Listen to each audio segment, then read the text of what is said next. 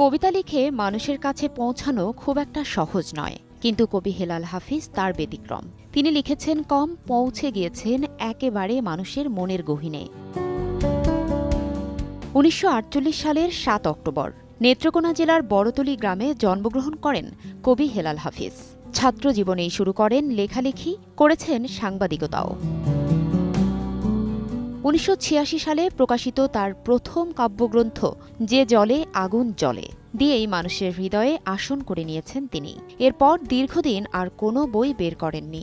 ২০১২ সালে যে জলে আগুন জ্বলে কাব্যগ্রন্থের কবিতার সঙ্গে কিছু কবিতা যুক্ত করে প্রকাশ করেন দ্বিতীয় কাব্যগ্রন্থ কবিতা ৭১।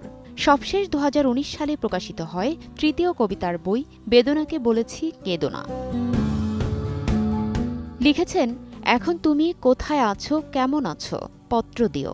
কোন কথাটা অষ্টপ্রহর কেবল বাজে মনের কানে, কোন স্মৃতিটা উস্কানি দেয় ভাসতে বলে প্রেমের বানে। পত্র দিও, পত্র দিও।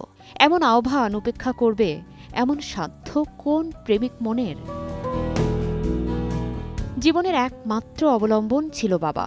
তিনিও ১৯৭৩ সালে না ফেরার দেশে পাড়ি দিলে পুরোপুরি একা হয়ে যান কবি। পিতৃশোক ভুলতে না ভুলতেই ঘটে প্রেমিকা হেলেনের সাথে বিচ্ছেদ। বিভিন্ন সময় তার লেখা পড়ে কেবলই মনে হয়েছে, যাকে ভালোবেসে সম্রাজ্ঞী করেছিলেন, কেন যেতে দিলেন তাকে? আটকাতে কি পারতেন না?